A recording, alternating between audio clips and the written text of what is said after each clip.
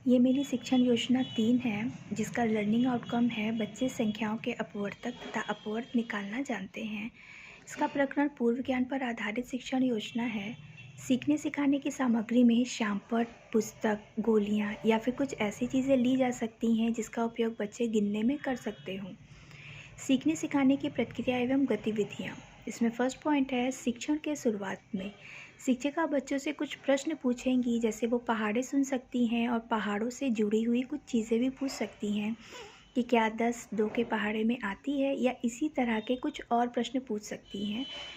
Second है शिक्षण के दौरान में हम बच्चों को बताएंगे कि अपवर्तक क्या होते हैं। अपवर्तक को हम भाजक भी कहते हैं। कोई संख्या जिन जिन संख्याओं से पूरी पूरी विभाजित हो जाती है, वे संख्याएं उस संख्या की अपवर्तक कहलाती है।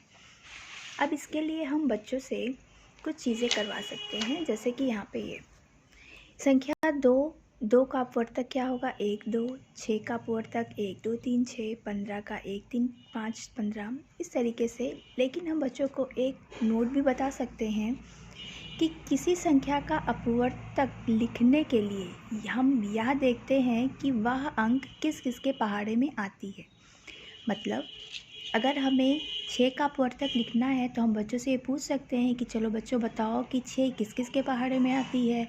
या 15 का अपवर्तक लिखना है तो ये पूछ सकते हैं कि 15 किस किस के पहाड़े में आती है।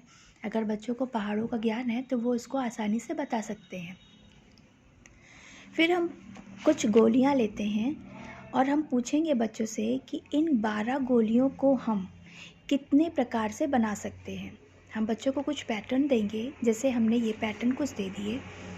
अब यहाँ पे हमने फर्स्ट लाइन में एक लाइन में 12 गोलियों को किया, तो हर लाइन में इसमें कितना है, एक लाइन में 12 गोलियाँ रखी गई। यहाँ पे हमारे पास 2 लाइन है, हमने 12 गोलियों को 2 लाइन में किया और हर एक लाइन में 6 गोलियाँ हैं। यहाँ पे 12 गोलियों को हमने 3 लाइन में अरेंज किया और हर एक लाइन में 4 गोलियाँ हैं। यहाँ पे हमने 12 गोलियों को 4 लाइन में अरेंज किया और हर एक लाइन में 3 गोलियाँ हैं।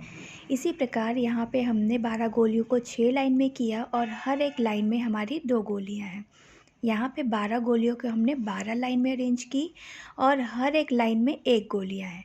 तो इस तरह हमें कुछ पैटर्न मिल गए। 1 गुणे 12 बराबर 12, 2 गुणे 6 बराबर 12, 3 गुणे 4 बराबर 12, 4 गुणे 3 बराबर 12, 6 गुणे 2 बराबर 12 और 12 गुणे 1 बराबर 12। तो यहाँ पे हम बता सकते हैं कि हमें इस प्रकार से 12 कितने तरीक़ों से मिल सकते हैं। तो अतः यहाँ 1 2 3 4 6 और 12 संख्या 12 के विभाजक हैं। ये उसको पूरी तरह से काट देते हैं। इन्हें 12 का अपवर्तक कहेंगे।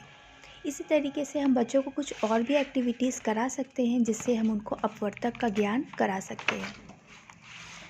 फिर हम उनको कुछ इम्पॉर्टेंट पॉइंट्स बता सकते हैं, जैसे कि संख्या जो 1 होती है वो प्रत्येक संख्या की अपवर्तक होती है।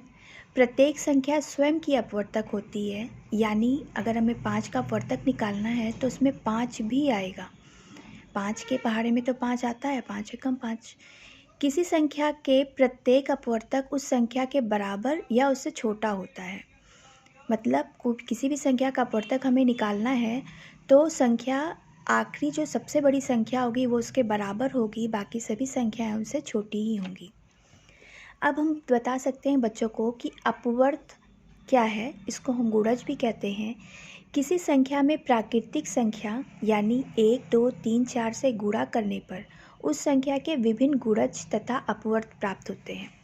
जैसे हम बच्चों को ये चीज़ बता सकते हैं कि 1 का अपवर्त क्या हुआ, 2 का अपवर्त क्या है, 3 का अपवर्त क्या है, या इस तरीके से कि जैसे 7 का अपवर्त लिखना है तो 7 में एक बार 1 से गुणा करो, फिर एक बार 2 से गुणा करो, एक बार 3 से गुणा करो, एक बार 4 से गुणा करो, या एक बार 5 से गुणा करो, तो हमें इसके अपवर्त पता चल जाएंगे। कुछ इम्पॉर्टेंट पॉइंट्स हैं। किसी संख्या के अपवर्त लिखने के लिए उस संख्या का पहाड़ा लिखते हैं। बच्चों को हम अगर डिफरेंस बता के कोई चीज़ बताएंगे तो वो उसको जल्दी कैच करते हैं। वो ये जानेंगे कि इसमें ये होता है, इसमें ये होता है। अगर हम याद कराने की कोशिश करेंगे तो वो बिल्कुल नहीं सीख पाएंगे। तो अब उनको बता सकते हैं कि अगर किसी संख्या का अपवर्त निकालना है तो तुम उसके पहाड़े लिखो। पहाड़ों में भी हम 1 2 3 4 का ही गुणा करते हैं। शिक्षण के बाद में हम बच्चों को कुछ प्रश्न देंगे और ये जानेंगे कि क्या जो हमने बताया है वो बच्चे सीख पा रहे हैं कि नहीं सीख पा रहे हैं। तो हमने कुछ प्रश्न देंगे जैसे कि 15 का अपवर्तक लिखो, 7 का अपवर्तक लिखो, 4 का अपवर्त लिखो, 12 का अपवर्त लिखो। इस तरह हम बच्चों को कुछ गृह कार्य देंगे और देखेंगे कि क्या वो अगले दिन जो करके आ रहे हैं क्या वो अपवर्तक और अपवर्त समझ पाए या समझ पा रहे हैं।